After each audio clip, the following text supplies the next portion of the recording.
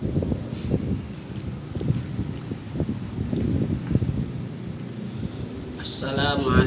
warahmatullahi wabarakatuh. Waalaikumsalam warahmatullahi wabarakatuh. A'udzu billahi minasyaitonir rajim. Bismillahirrahmanirrahim. Alhamdulillahirabbil alamin wa bihi nasta'in ala umuri dunya waddin. Wassalatu wassalamu ala asrofil anbiya'i wal mursalin wa ala alihi wa sahbihi ajma'in, amma ba'du.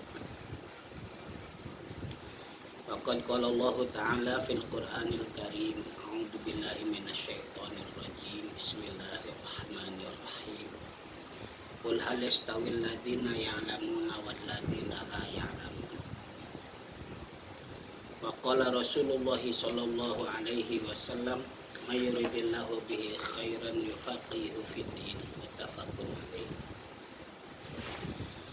Ila hadratin Nabil Mustafa Muhammad sallallahu alaihi wasallam wa ala alihi wa ashabihi wa azwajihi wa waladihi wa dzurriyyatihi wa ahli baitihi al-kiram. Summa ila arwahil anbiya'i wal mursalin wa sahabati wa tabi'in wa atba'i tabi'in bi ihsanin ila yaumiddin wal malaikatil muqarrabin wa syuhada'i was salihin wal ulama'i al-amilin wal musallifin wal mukhlisin wa sufyatil muhaqqiqin wal a'immatil mujtahidin, khususan ila Syekh Muhammad Muhajirin Hamzah Al-Dari, summa ila Syekh Yasin bin Isa Al-Fadani, summa ila Syekh Asy'ari, summa ila Syekh Bisri Sansuri, summa ila Syekh Abdul Wahab Hasbullah, ila hadratil masyayikh bi jam'iyyah Nahdlatul Ulama taghammadahumullah fi kuburihim bi rahmatillahi wa karamihi wa ridwanihi wa nafa'ana bihim wa bi'ilmihim wa barakatihim wa jaraini amin. Biniyatis sahlah li fahmi hadat rasulillah wal amali bih syai'un lillahi lahum wa lana al-fatihah. Bismillahirrahmanirrahim. Alhamdulillahi rabbil alamin arrahmanir rahim maliki yaumiddin iyyaka na'budu wa iyyaka nasta'in ihdinas siratal mustaqim siratal ladzina an'amta 'alaihim ghairil maghdubi 'alaihim. Allahumma salli ala Sayyidina Muhammadin fil awwalin wal akhirin. Mubarak wa sallim wa radhiyallahu ta'ala an sadatina ashabi Sayyidina Rasulillahi ajma'in. Bismillahirrahmanirrahim. Alhamdulillahi rabbil alamin. Hamdan yuafi ni'amahu wa yukafi mazidah. Ya Rabbana lakal hamdu wa lakal syukru kama yanbaghi li jalali wajhikal karim wa 'azimi sultanik. Allahumma salli wa sallim wa barik ala Sayyidina Muhammad wa ala ali Sayyidina Muhammad. Allahumma antal ladzi an'amta fa'allamta wa antal ladzi fatahta fa'alhamta falakal hamdu maulana kama akramta fafahamta wa qulta wa qaulukal haqq wa wa'duka sidq sanuqri'uka fala tansa wa qulta wa 'allamal insana ma lam ya'lam wa qulta fafahamnaha Sulaiman wa qulta wa 'allama Adamal asma'a kullaha wa qulta wa 'allamnahu min ladunna ilma. Nas'aluka ya Allah an tu'allimana kama 'allamtahum wa tulhimana kama alhamtahum wa tahfaza ma mananta bihi 'alaina kama hafizta 'alaihim wa qulta inna nahnu nazzalna dzikra wa inna lahu lahafizun. Wa sallallahu ala sayyidina Muhammad sallallahu alaihi wasallam wa ala alihi wa sahbihi wa sallama walhamdulillahi rabbil alamin.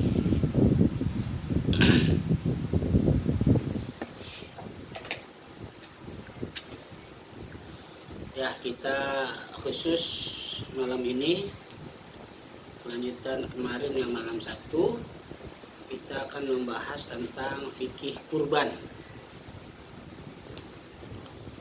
Silahkan bagi yang ingin bertanya, bisa saya jawab akan saya jawab, tidak bisa PR buat saya, nanti akan dijawab pada pertemuan berikutnya. Sudah beberapa bagian yang kita bahas dalam fikih kurban. Pada hari ini, pada malam hari ini diantaranya saya akan membahas yaitu yang pertama perkataan Imam Syafi'i radhiyallahu an, la urakhisu fi tarkiha liman qadara 'alaiha. Aku tidak memberikan dispensasi. Aku tidak memberikan dispensasi bagi siapapun yang mampu setiap tahunnya untuk berkurban, tapi dia nggak mau berkurban. Nah, jadi Imam Syafi'i dari perkataannya ini, beliau menghendaki bahwa bagi orang yang mampu setiap tahun berkurban, ya, bagi orang yang mampu. Kemarin sudah kita bahas, pengertian mampu di sini adalah dihitungnya pada malam takbiran, ya. Ya, pada malam takbiran sampai tanggal 13 Tasyrik Maghrib. Ya. Nah, untuk yang merasa mampu setiap tahunnya dia harus berkurban. Kalau dia tidak berkurban, makruh. Wa muraduhu sallallahu alaihi wasallam wa muraduhu rahimahullahu taala annahu yukrahu tarkuha lil qadiri 'alaiha. Nah, ini dijelaskan oleh Syekh Baijuri. Perkataan Imam Syafi'i tersebut maksudnya adalah makruh hukumnya tidak berkurban bagi orang yang mampu setiap tahunnya, ya. Tapi kalau enggak ya nggak apa-apa, ya. Kalau kita merasa mampunya sekali ya udah nggak apa-apa, ya.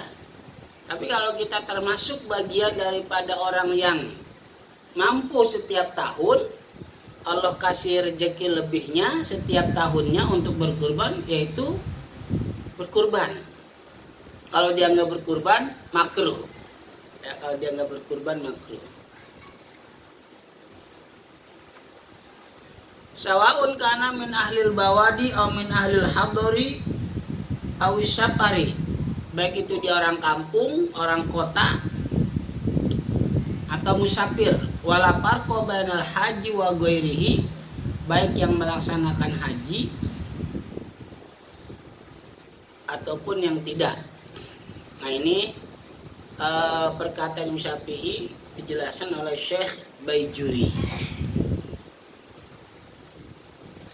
Berikutnya disunahkan, ya. Ini bukan larangan, ya, disunahkan. Disunahkan bagi siapapun yang ingin berkurban, maka dari mulai tanggal 10, ya, ada juga yang mengatakan dari tanggal 1, supaya dia tidak motong rambut,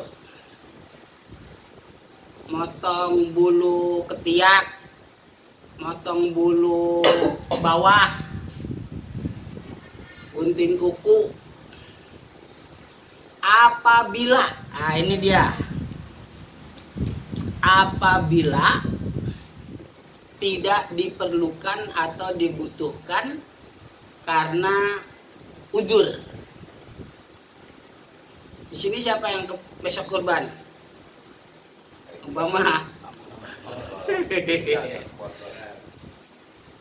pribadi, yang pribadi siapa yang pribadi?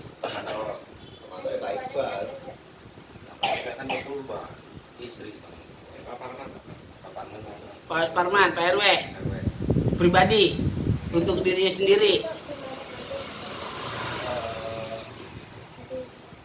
Pribadi apa keluarga? Keluarga. Oh, keluarga. Iya, nggak apa-apa, keluarga. Kalau yang pribadi siapa? Sama aja sih. Yang pribadi, contoh yang pribadi siapa?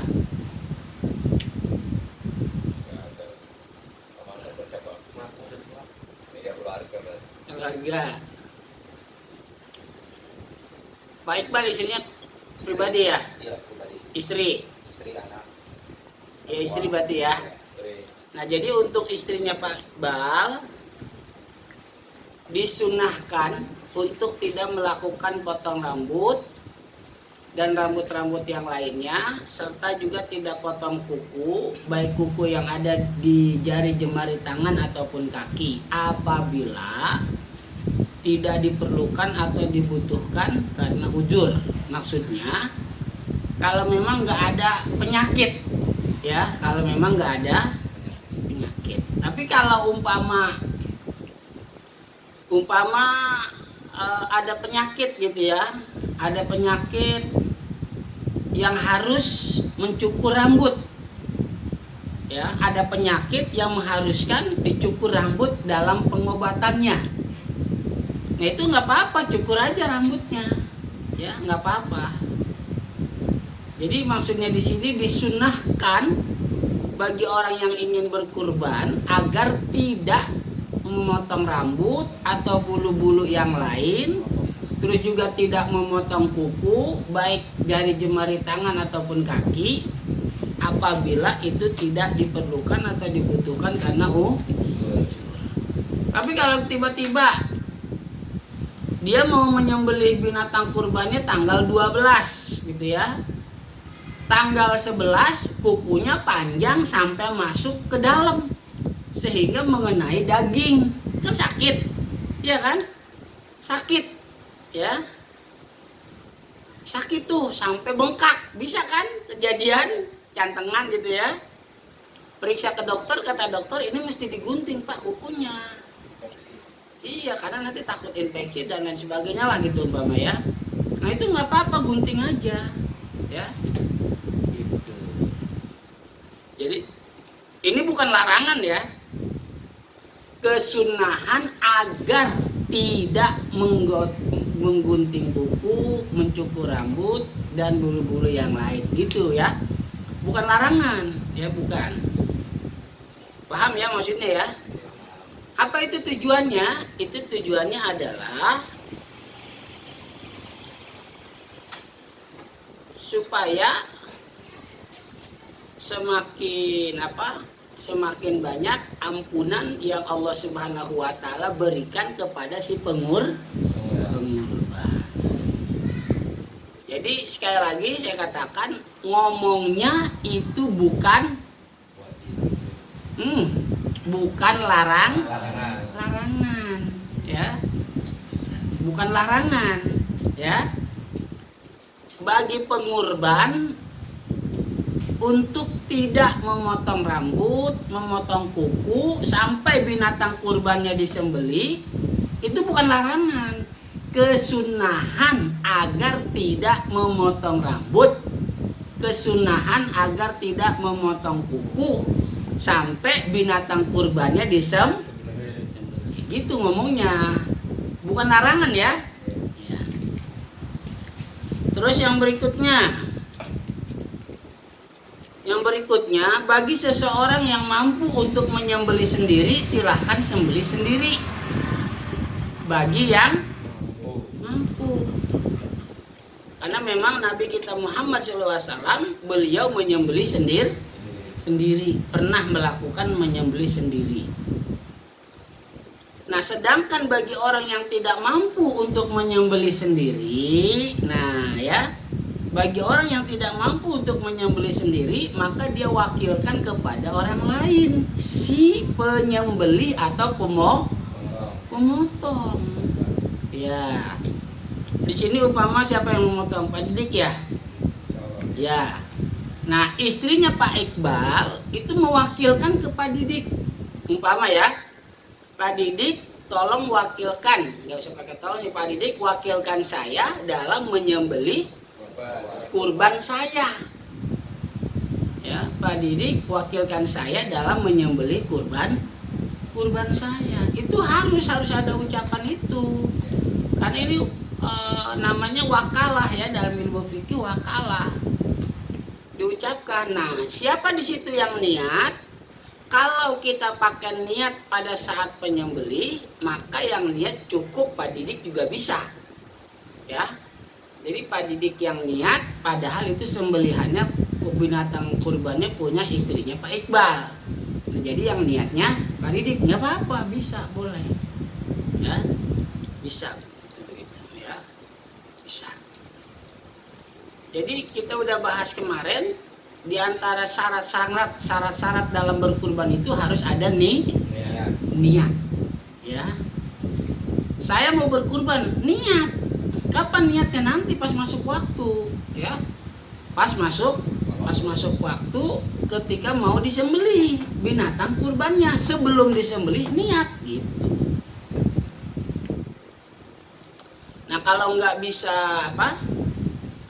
kalau nggak bisa menyembelih sendiri, minta diwakilkan kepada pemotong atau penyembelih gitu ya. Nah, itu yang niat cukup si wakil ya, si wakil cukup, nggak apa-apa, bisa. Terus si pengurban disunahkan untuk menyaksikan, ya.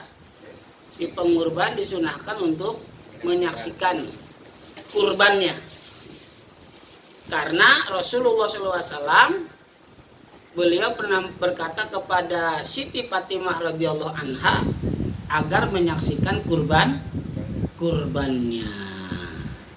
Kenapa? Karena supaya awal tetesan darah yang keluar dari kurbannya itu bagian daripada tanda ampunan yang Allah berikan kepada si pengurban. Ya. Nah, itu dia.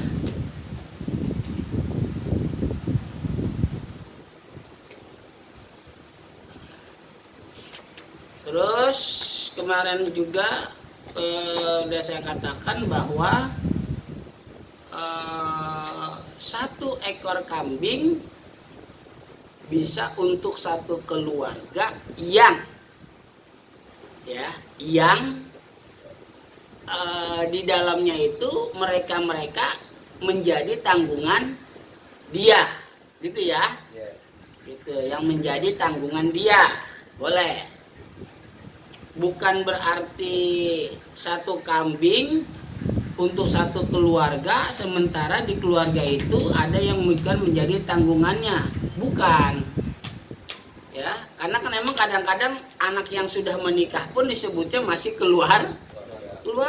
Tapi dalam hal ini 1 ekor kambing bisa untuk satu keluarga apabila yang di dalamnya itu masih menjadi tanggungan si pengurban, itu ya, paham ya? Jadi biar lebih diperjelas lagi ngomongnya ya. Tapi kalau di dalam keluarga itu yang anaknya udah pada menikah, tinggal bapaknya dan ibunya, terus si bapaknya ini berkurban 1 ekor kambing untuk keluarganya beserta anak-anak, nggak bisa kalau anak-anaknya sudah pada punya keluarga, atau dia belum keluarga tapi sudah bukan menjadi tanggungan keluarganya, nggak bisa. Gitu, paham ya? Jadi maksudnya gitu ya.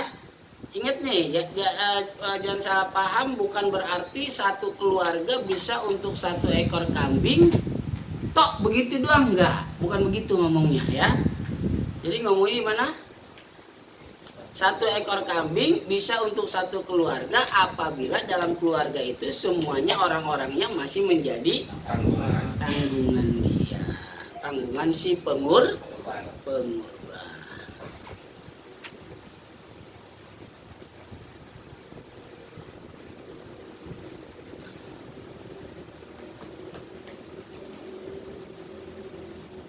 Terus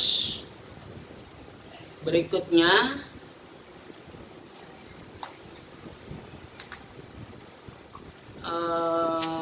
ada kurban sunnah, ada kurban wajib. Kurban sunnah itu yang tidak dinazarkan, sedangkan kurban wajib yang dinazarkan. Saya bernazar mau berkurban nanti tanggal 12. Nah, ini berarti jadi nazar. kalau begitu berarti jadi wajib. Tiba-tiba di tanggal 12 dia tidak melakukan kurban sampai hari tasriknya gimana tuh? Ya, gimana? Kalau begitu kasusnya, dia nazar nih. Saya bernazar mau berkurban nanti di tanggal 12 tasrik. Pagi-pagi jam 8 atau jam 9. Tiba-tiba di hari haknya dia tidak melakukan itu sampai hari tasriknya habis. Maka kurbannya itu menjadi kodok.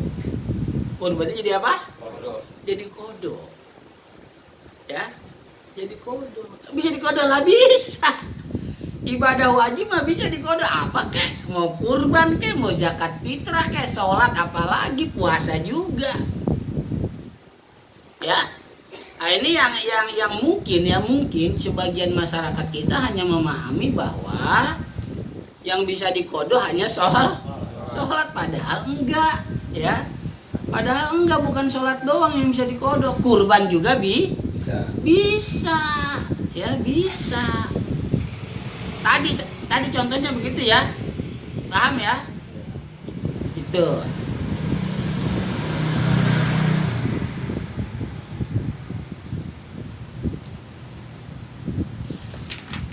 Terus kita lanjut. Berikutnya, katakan gini.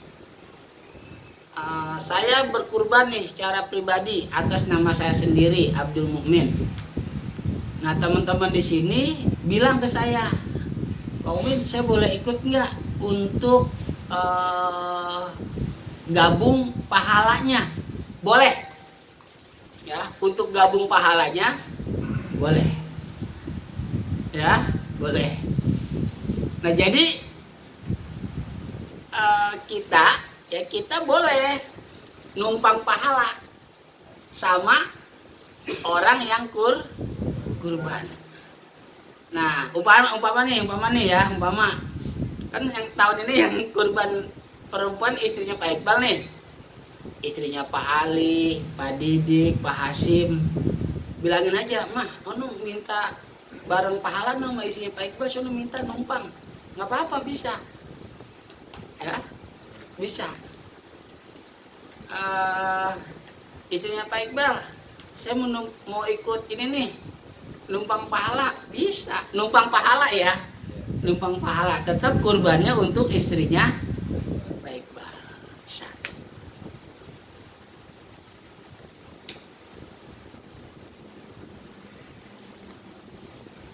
Terus kemarin juga udah kita bahas apa?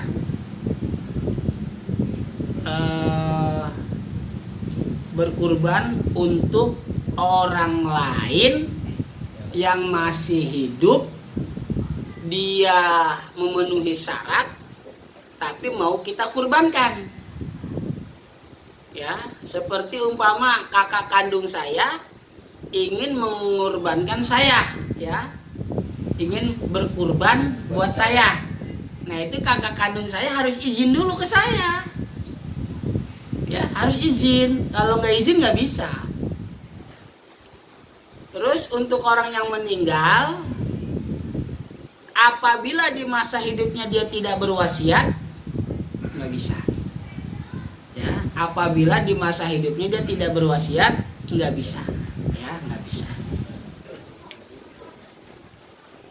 Terus kemarin masalah cacat udah ya. Ya, masalah cacat udah.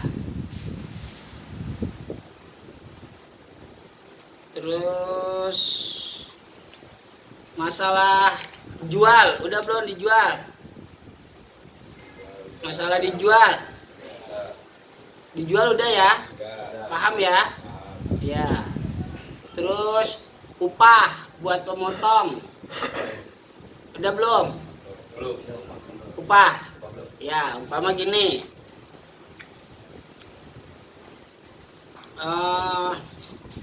Pak Manto nih ya. Pak Manto bilang ke jagalnya, ke pemotongnya, nih saya kasih tambahan upah. Berarti upah bukan tuh? Upah ya? Saya kasih tambahan upah buat Bapak sebagai pemotong kepala dari binatang kurban saya. Berarti upah kan? Nggak boleh. Nggak boleh. Jadi yang nggak boleh dijadikan upah bagian dari binatang kurban. Kalau bukan bagian dari binatang kurban sih nggak apa-apa. Nih Pak, saya tambahin sebagai upahnya golok dah. Ya, golok kan bukan bagian dari binatang kurban. Ya kalau duit apa lagi gitu kan? Kalau duit apa lagi gitu. Saya kasih golok nih. Magnetnya.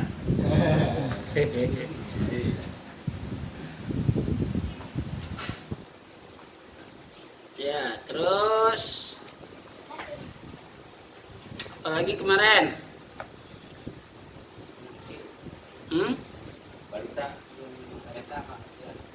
Udah kan? Udah. Udah, selanjutnya silahkan pertanyaan.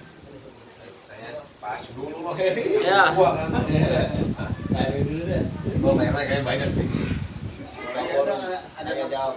Ada Pak Busmanto itu. Silakan. Pertanyaan. Ya. Yang tadi untuk kodok kurban. Kemarin itu dijelaskan kalau berkorban lewat dari pasir kan sudah tidak dianggap lagi kurban. Kalau Pemotongannya lewat dari kasrek. iya tanggal 13 Maghrib. Nah, itu kan tidak dianggap ibadah kurban, sudah lewat dari aspek. Nah, kalau kodok ini kan pasti melewati kasrek. Iya. Nah, itu tetap dianggap. Kodok mah tetap dianggap. Tetap kalau kodok mah. Terus ini lagi Pak Kiai, kan kita sudah nazar nih, nazar di ring tanggal 10 sampai 13. Ini paham kodok ya? Iya. Kodok mah tetap dianggap kan kodok. Kayak kita nih kodok puasa sekarang. Ya. Boleh gak? Boleh. Iya boleh. Terus kalau kita nazar nih, nazar ya terpenuhi karena pas kebetulan nggak mampu berbulan. Nah itu kodoknya di tahun itu atau boleh di tahun depan? Gini ya. Bernazar itu makanya dilihat kondisi kita lah. Kalau berkaitan dengan uang, ya bahkan dengan kemampuan kita pun, intinya dengan kemampuan kita lah, baik kemampuan secara finansial ataupun kemampuan secara tenaga. Jadi jangan asal-asal ngomong, ya. Tapi karena itu nazarnya positif, bukan maksiat, ya harus tetap dilaksanakan. Nah, kapan dia mau melaksanakan nazar? Kapan aja terserah. Kapan aja. Dia kapan mampunya. Ya. Berarti nggak harus tentu tahun ini, pas tahun ini bisa tahun depan bisa tetap. Iya. Yang penting apabila dia bernazar mau kurban besok tanggal 12, tiba-tiba di tanggal 12 dia nggak bisa melakukan hal itu, maka sampai hari tasyrik habis dia nggak bisa melakukan itu, maka itu dia kodok. Ya, dia kodok. Kodok di sini bisa secepatnya kalau memang rezekinya ada dan bukan karena kelalaian. Tapi kalau bukan karena kelalaian bisa entar-entaran. Jadi kodok itu bisa buru-buru, bisa entar-entaran. Buru-buru kalau karena lalai, entar-entaran kalau bukan karena lalai. Nah sekarang gini, yang dimaksud dengan terakhir hari kurban atau menyembelih itu tanggal 13 pas maghrib, maksudnya adalah ketika menyembelih ya. Karena kan yang disebut ibadah kurban itu kapan? Menyembelih ya. Jadi gini, Umpama nih saya mau berkurban tanggal 13 hari tasyrik. Saya nggak bilang jam berapa, cuma bilang tanggal 13 tasyrik, gitu ya. Jangan langsung kita salahin lah, udah nggak bisa, masih bisa. Makanya dilihat dulu pengertian nggak boleh itu udah habis itu gini. Saya mau menyembelih tanggal 13 tasyrik jam setengah 6. Setengah 6 udah maghrib belum? Belum kan? Sampai akhirnya saya sempat memotong lehernya, maksudnya dua urat ya, 2 urat ruh sama makan dan minumnya kepotong selesai sebelum maghrib. Nah itu sah, ya sah. Tapi kalau ternyata saya mau kurban, potong binatang kurban saya setengah 6, udah siap, binatangnya udah siap, udah saya rebahin gitu ya, udah saya tidurin, udah saya robohin, tiba-tiba pisaunya, karena saya mau sembelihnya di lapangan, nggak taunya pisaunya ketinggalan di rumah, lumayan jauh. Saya ambil dulu, udah balik lagi, udah megang pisau, sebelum sampai ke lapangan tempat binatang kurban saya, udah maghrib, udah habis waktunya, ya habis, ya. Boleh nggak menyembelih kurban malam? Boleh, tapi makruh. Ya, khawatir makruhnya nih ya, alasan makruhnya khawatir takut terjadi kesalahan dalam penyembelihan. Terus juga dalam pendistribusian orang lagi pada istirahat. Itu makruhnya begitu ya, makruhnya begitu. Nah terus ada lagi kesunahan dalam menyembelih, diantaranya binatang yang belum waktunya disembelih itu jangan diperlihatkan binatang yang mau disembelih. Ya, stres dia. Makanya ditutup, matanya ditutup, jangan dideketin, kalau bisa jangan deketin. Pisahin, itu ditutup. Ya, terus pisaunya ditajemin biar enak, cepat. Nah, itu diantara kesunahan menyembelih. Terus ngebagiin dagingnya pun harus mentah, ya harus mentah. Kenapa mesti mentah? Supaya nanti si mustahik bebas mau dia apain aja boleh, termasuk dia jual. Ya. Nah di sini makanya pengertian tidak boleh dijual apabila daging kurban itu masih milik si pengurban, belum pindah ke pemilikan. Tapi kalau udah pindah ke pemilikan mah nggak apa-apa, mau dijual kayak apa kayak terserah. Ya, itu. Nah makanya bagi si pengurban, ketika dia menyerahkan binatang kurbannya ke panitia, itu bukan kepemilikan, itu pengelolaan, ya. Bukan berarti juga itu jadi milik si panitia, nanti kulitnya, kepalanya, belum tentu, karena si pengurban belum apa? Belum ngasih mutlak, belum kan? Nah, makanya supaya tidak ada kerancuan dalam memahami boleh dijual atau tidak untuk biaya tersebut. Nah, alangkah baiknya si pengurban dengan panitia itu ada semacam perjanjian atau ijab kabul bahwa nanti untuk binatang kurban saya, kulitnya dan kepalanya saya berikan untuk panitia. Nah berarti udah menjadi kepemilikan, ya. Atau umpama ada orang bilang dia lah belum disembelih, udah ya udah kalau gitu tungguin aja dulu pas selesai sembelih. Selesai disembelih, selesai dikelet, selesai dipotong. Kasih dulu sama pengurban, ya kan? Nih, kepala sama apa? Kulit. Pegang dulu, ya. Baru kasih ke panitia. Nih, saya kasih kulit dan kepala dari hewan kurban saya buat panitia. Udah bebas, berarti udah berubah apa? Hak milik. Kalau udah berubah hak milik, boleh dijual, ya. Boleh dijual. Ya silakan. Ada mau tanya lagi? Kali-kali nanya kayak gitu. Iya silakan. Pernah saya mau bertanya. Dalam berkorban kan disunahkan untuk melihat Menyaksikan kurbannya. Menyaksikan kurbannya. Bagaimana kalau ini contoh kasusnya, seandainya berkorban, misalkan saya berkorban di tempat yang lain di kampung, Kampung. itu bagaimana hukumnya kayaknya? Gini, menyaksikan kalau memang pengen dapat sunnah ya, tapi ingat ini Sunnah. nggak wajib ya, nggak wajib, ini sunnah. Tapi kita pengen dapat kesunahan. Melihat atau menyaksikan bisa secara langsung, bisa juga tidak langsung. Kalau melihat secara langsung enak, kayak kita ini sering melihat secara langsung, ya kan? Berarti yang dimaksud bisa melihat secara tidak langsung gimana?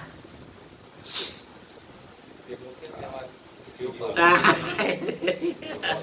Memanfaatkan ya. teknologi. Oh iya, kan yang penting kan menyaksikan, melihat, ya kan? Gitu. Ya, jangan dipoto mah nggak nyaksiin, namanya kan lagi disembelihnya. Video call harus live ya. Di kampung kita. Kan udah masuk sekarang internet ke kampung.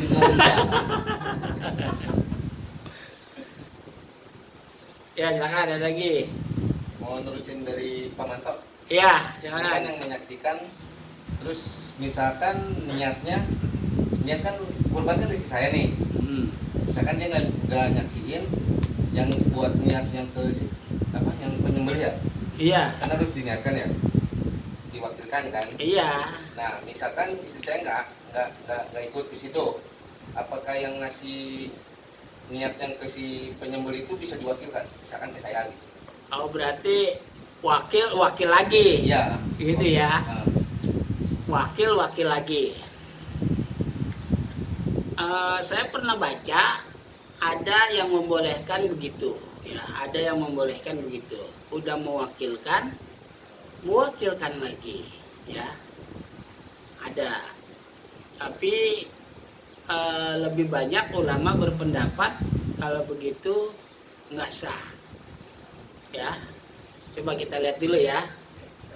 Kita cek. Kita cek nih, boleh apa enggak? Mewakilkan, sudah mewakilkan, kita wakilkan lagi. Itu ya. Silakan sambil nunggu ini. Silakan, nggak ada yang mau tanya lagi, silakan. Jangan nunggu ini, jangan. Sambil nunggu ini. Silakan.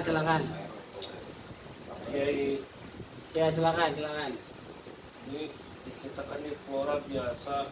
Sekarang ada kemarin ada 4 ekor sapi, setelahnya kambing. Sekarang alhamdulillah ada 8 ekor sapi, 8 ekor kambing, 8 ekor sapi. Oh 10 ekor sapi. 8 ekor kambing. sapi, 10. Sementara 10 10 masalah. Ini lagi apa namanya tadi, seperti tadi kepalanya itu per RT dapat 1.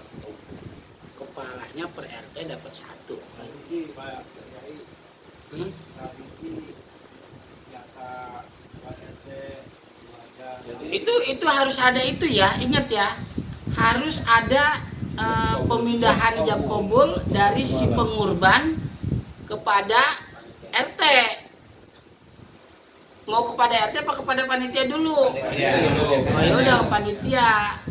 Ya. Jadi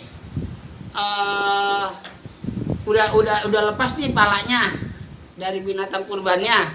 Kasih dulu ke si pengurban. Ya. Baru nanti si pengurban menyerahkan, ngasih kepemilikan kepada panitia. Itu ya. Jadi harus begitu ya. harus ada ijab kabulnya ya, harus ada ikrarnya, jangan sampai nggak ada ya. Ya terus Berarti kepala sapi semuanya, entah itu kepalanya atau kulitnya dan lain sebagainya, itu kita serahkan terlebih dahulu kepada si pengurban, kemudian kita kembali serahkan kepada panitia. kasih ke pengurban dulu. Iya. Kalau belum ada kan biasa ada beberapa masjid ya yang udah saya kasih masukan seperti itu, dia bikin kayak perjanjian kertas tertulis ya, di antaranya di kertas itu pengurban memberikan pindah kepemilikan bagian dari binatang kurbannya seperti kepala dan kulit kepada panitia. Kalau dia setuju ya intinya dia tanda tangan, oh berarti udah setuju nih, ya udah. Tapi apakah dengan kita menyerahkan, ini kata sapi satu oleh 7 orang, kemudian kita dengan berniat menyerahkan sapi tersebut kepada pengelola untuk dikelola, apakah sudah mewakilkan? Belum. Oh, belum. Kalau pengelolaan belum memberikan kepemilikan, karena pengelolaan itu li'ajzil muwakili, karena yang mewakilkan lemah untuk melakukan. Makanya sebetulnya yang afdol panitia itu jangan ngapa-ngapain, ngelet apa nyacak gitu ya bahasanya ya, mendistribusikan, itu pengurban yang afdol. Nah makanya panitia ketika mau mendistribusikan ke siapa yang mendapatkan, izin dulu sama si pengurban. Lebih baik begitu. Jadi si pengurban tahu jelas dan dia memberikan wewenangnya. Lebih baik ya, saya ngomongnya lebih baik ya, lebih baik begitu. Lebih baik. Berarti pengelola belum punya kewenangan apapun. Lah, sekarang seperti gini gambaran mudahnya nih ya, Pak RW punya katakan satu kerjaan lah, iya kan? Kan ada istilah itu berlaku, kita kasih si pengelola, berarti dia cuma mengelola doang, iya kan? Ketika dia mau memanfaatkan, melaksanakan poin itu, sebelum yang ditentukan kita izin dulu dia juga, iya kan? Iya begitu sama. Seharusnya abdolnya begitu. Abdolnya yang semuanya melakukan, yang berlaku cuma si pengurban sama si pemotong. Seharusnya ya yang abdol. Tapi karena mungkin si pengurban ini waktunya sibuk atau dia malas dan sebagainya, udah saya panitia dah, ya udah panitia yang ngasih. Di sini ngasih ke non muslim nggak di sini? Ngasih. Semua dikasih. Kenapa nggak ada yang nanya tadi? Dulu sih udah dibilangin suruh pindah mazhab. Udah dapat kan? Ingat, udah ingat. Suruh pindah mazhab Hanafi. Ya udah kalau udah gitu nggak apa-apa.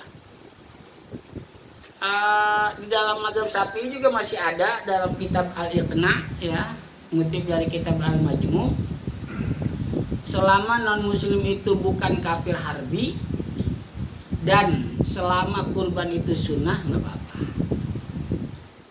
ya. Tapi biar lebih jelas bahwa itu pendapatnya siapa yang mengatakan hal itu, ya ke mazhab Imam Abu Hanifah aja dulu. Kalau non muslim ingin bantuin gimana? Oh nggak ada masalah, bantuin, biarin aja. Asal jangan bermadhab Imam Malik. Kalau bermadhab Imam Malik, non muslim megang dagingnya jadi najis.